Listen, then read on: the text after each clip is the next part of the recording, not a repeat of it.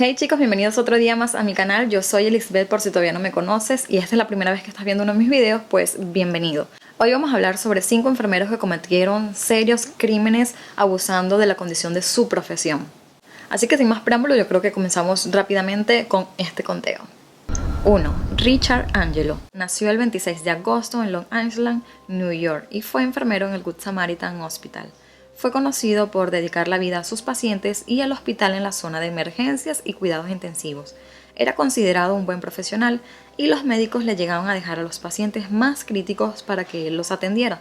Por otro lado, llegó a ser voluntario de los bomberos y también llegó a ser admirado por sus vecinos por su coraje y la dedicación que brindaba, estando siempre dispuesto a ayudar a las personas de su comunidad.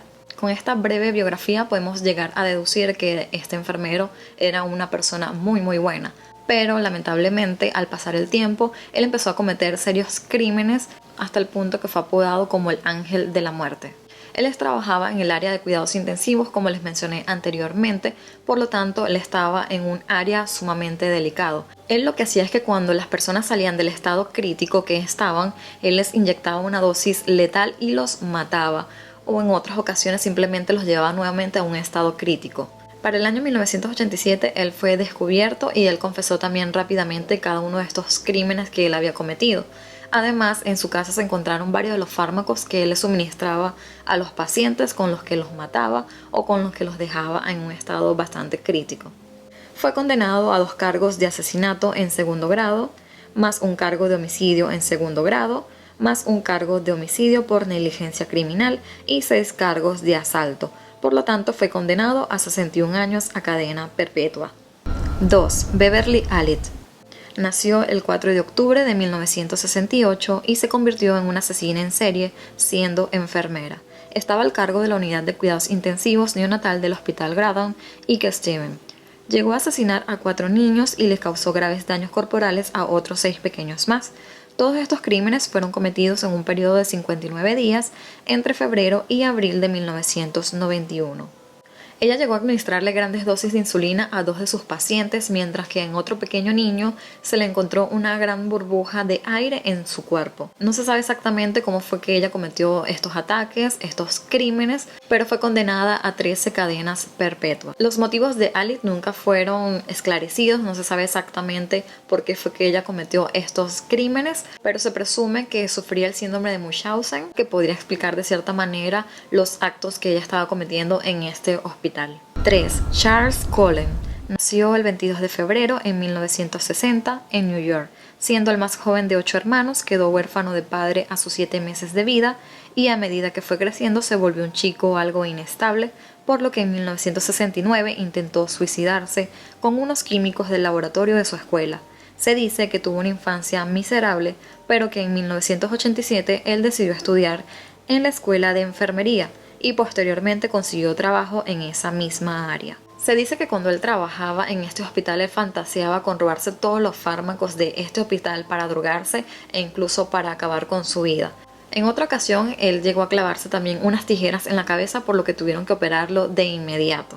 Su primer asesinato fue en el año 1988 y esto se prolongó por 16 años más. Se dice que pudo haber asesinado alrededor de 40 personas. Pero se presume que la cifra oficial o la cifra real podría haber sido de 400.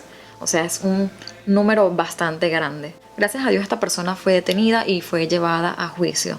El 10 de marzo del 2006, mientras esperaba el veredicto, Cullen repetía sin cesar: "Su señoría, usted debe renunciar".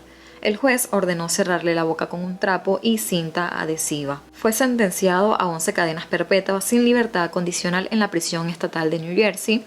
Y después del juicio, muchos de los familiares de las víctimas acudieron para insultarlo y preguntar por sus parientes muertos. Durante los interrogatorios, este enfermero llegó a decir que él no toleraba que las personas o sus pacientes estuvieran sufriendo y que le estuvieran prolongando la vida de esa manera, por lo que él decidía tomar la decisión de asesinarlos para que no siguieran sufriendo de alguna manera. El enfermero incluso pensó varios días si los llegaba a matar o no, pero cuando llegaba el momento él lo hacía sin pensarlo 2 veces, simplemente lo hacía por impulso.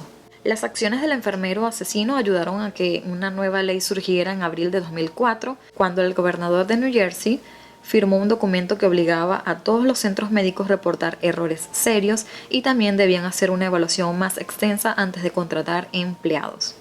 4. Genene Jones. Nació el 13 de julio de 1950 y para el año 1977 ella decidió entrar al hospital como enfermera voluntaria. Pero para aquella época, curiosamente, después de su entrada a dicho hospital en el área de maternidad, comenzaron a morir muchos recién nacidos. En un principio solo se encendió las alarmas de qué podría estar sucediendo o quién sería el responsable, pero después de varios años la enfermera Jones parecía ser el eje común en el momento de estas muertes.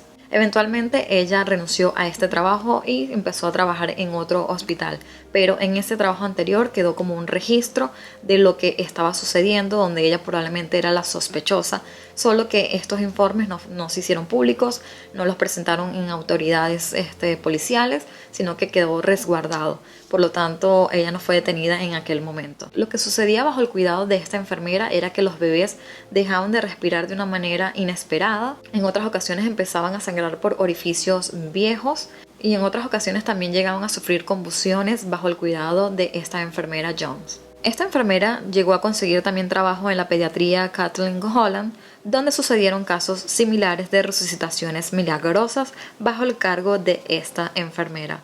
Fue así como pronto los médicos de dicho hospital se empezaron a dar cuenta de estas coincidencias, de que era muy seguido, muy constante lo que pasaba y empezaron a sospechar en ella.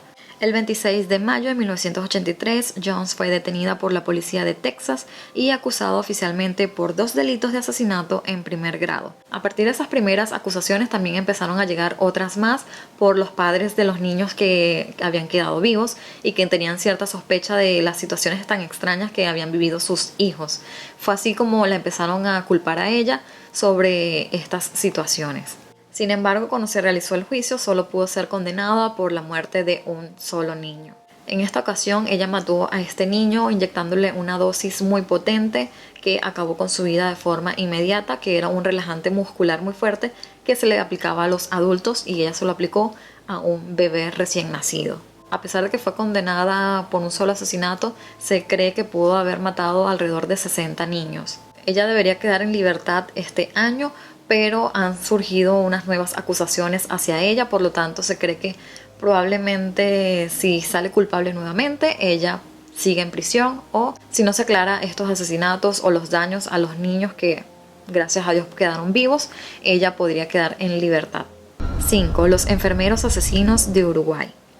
En marzo del 2012, Juan Ariel Acevedo y Marcelo Pereira fueron acusados del asesinato de 16 pacientes. Se cree que 11 murieron en la unidad de cuidados neuroquirúrgicos de la Asociación Española de Socorros Mutuos y 5 en la unidad de cuidados coronarios del Hospital Maciel, todos ellos por medio de inyecciones de aire morfina. Muchos podríamos pensar de que estos enfermeros estaban trabajando en conjunto, pero cuando se dieron las declaraciones se dijeron que no, que estos enfermeros asesinaban por separado, solo que ninguno de los dos sabían que ambos estaban actuando de la misma manera. Cuando ellos los detuvieron a través de estas acusaciones, ellos se declararon culpables, pero una vez que inició el juicio oficial, ellos dijeron que eran inocentes. Estas declaraciones obviamente se contradicen. En un principio se dijeron que eran culpables y después dijeron que eran inocentes. En un momento se llegó a manejar una hipótesis sobre el móvil de los crímenes de estos enfermeros, donde se decía que era una red de enfermeros asesinos. Incluso se llegó a hablar de que podían estar trabajando en el tráfico de órganos. Pero para el año 2015, una vez que ellos también se declararon como inocentes, la jueza penal Dolores Sánchez resolvió este caso diciendo que Marcelo Pereira y Ariel Acevedo, los enfermeros acusados de asesinar a 15 personas en el 2012, la jueza remarcó que se necesita más que una sospecha para condenar, se necesita más que una probabilidad, se necesita la certeza de la existencia del hecho delictivo y de la culpabilidad del o de los acusados. La condena solo será legítima cuando las pruebas se hagan inevitables, cuando no haya más remedio. Después de la decisión de esta jueza, ambos enfermeros salieron en libertad debido a que no había prueba contundente y que todo se había basado en rumores. Particularmente pienso que es bastante sospechoso, es muy extraño que en un principio ellos se hayan considerado culpables y que hayan confesado la cantidad de crímenes que habían cometido. Se dice que actualmente ellos están pidiendo una indemnización por los daños causados por haberlos retenido de su libertad, por haberlos acusado de difamación. Y realmente no sé la veracidad de este caso, si ellos son culpables o no. Simplemente me parece que es sumamente sospechoso. Y lo peor de todo esto es que las 15 muertes no tienen culpables, no hay responsables y estas personas están en libertad. Incluso llegué a leer en uno de los diarios que los familiares de ambos enfermeros se estaban quejando de que una vez que ellos salieron en libertad, ellos no tienen una vida normal, no se les da trabajo. Muchas personas creen que realmente son culpables y que por lo tanto ellos no tienen una vida normal. Y bueno, hasta acá llegamos con este conteo. Y si ustedes quieren que yo haga un caso más específico sobre alguno de estos enfermeros que les haya llamado la atención, que sea más extenso, ustedes me los pueden dejar en los comentarios y yo con gusto les haré un caso más extenso, más personalizado sobre alguno de ellos.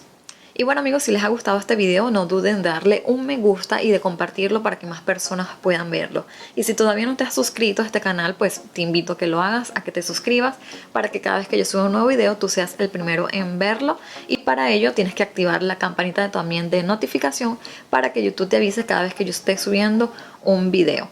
Y si todavía no me sigues también por las redes sociales, te las voy a dejar por acá y en la cajita de descripción para que vayas y me sigues, estemos en un mayor contacto. Te voy a dejar mi Instagram, mi Facebook y mi Twitter y por ahí me pueden escribir y los puedo conocer también a todos ustedes. Yo con gusto les respondo los mensajes. Y bueno, como no tengo más nada que decirles, nos vemos en el próximo video. Bye bye.